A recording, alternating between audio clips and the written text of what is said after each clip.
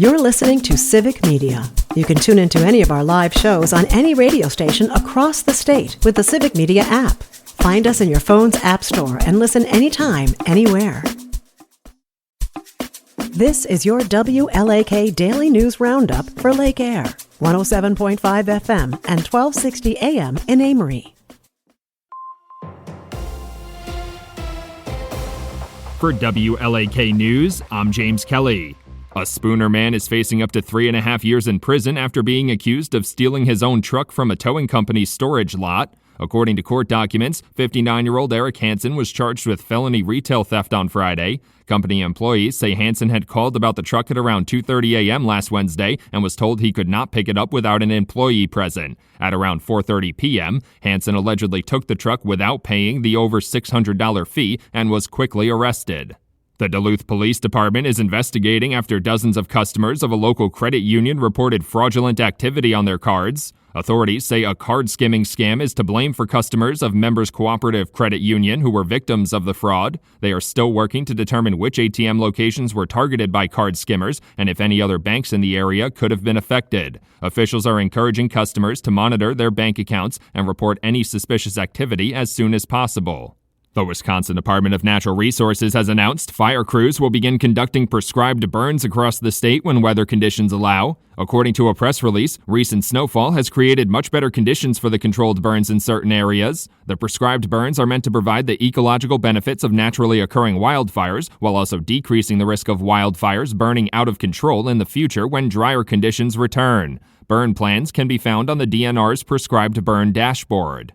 Wisconsin Governor Tony Evers made visits to Head Start programs in Superior and Eau Claire on Monday. Programs across the state have struggled to access funding due to attempts by the Trump administration to withhold federal funding. During his visits, Governor Evers highlighted the importance of the programs, both for the kids who go on to enter the public school system more prepared and for parents who can't afford childcare. The Head Start funding issues come just weeks after Governor Evers declared 2025 as the year of the kid.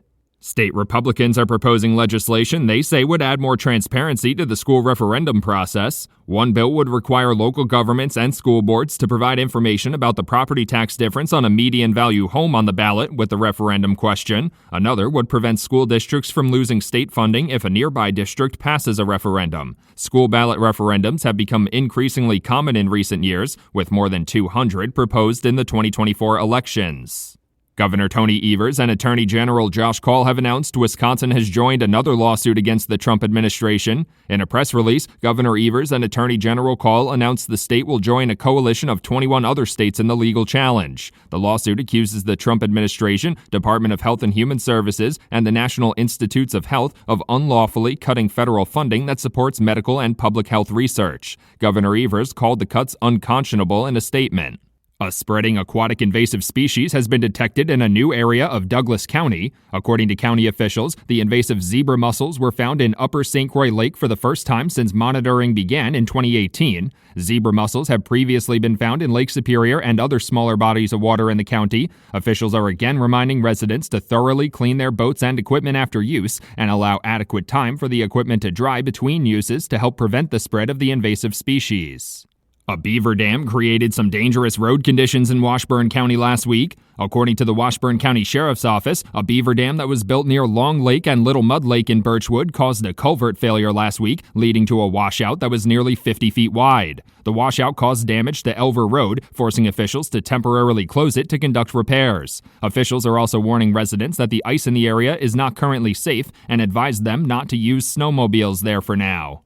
The Wisconsin Department of Revenue is assuring residents that the free IRS direct file system still remains a safe and secure option for this year's tax season. The program allows residents to file their federal income taxes directly with the IRS for free and is also integrated with the Department of Revenue's state tax system. Officials say the system features secure data transmission, identity verification, and is under continuous monitoring by the IRS for security threats. Residents can check their eligibility for the program on the IRS website.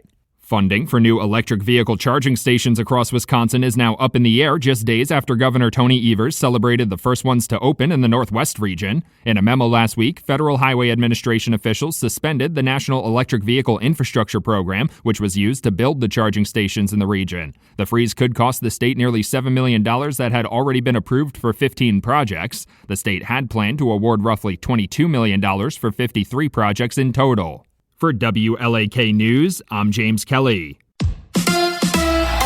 The Bucks bow to Golden State. Hi, I'm Mike Clemens with sports. The Bucks losing at home to the Golden State Warriors, 125-111. Stephon Curry led Golden State with 38 points, the most he's had all season. Jimmy Butler had 20 and 9 rebounds in his second game for the Warriors since being traded from the Heat. Damian Lillard also had 38 points in the loss. I thought we didn't execute well enough out of that, the screening, slipping, getting the guys involved that we wanted to get involved. We didn't do it consistent enough, and then, it was still a close game. Loose balls, they got to them. We allowed them to get off threes. They got a lot of shooters, and I thought they separated themselves getting threes off, second opportunities, and then obviously the turnovers. I felt like I had more turnovers than I ever had in a game today. So you're not going to win a game not valuing every possession against a team that's shooting the ball like that. That's the Bucks' Damian Lillard. With sports, I'm Mike Clemens.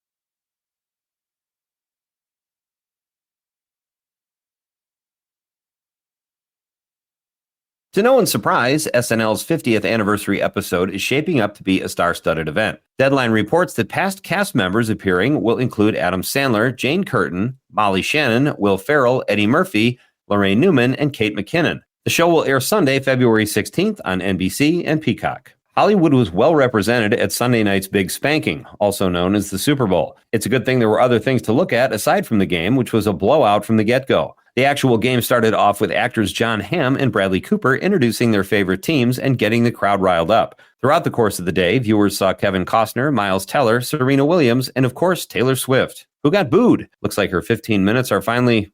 Just kidding.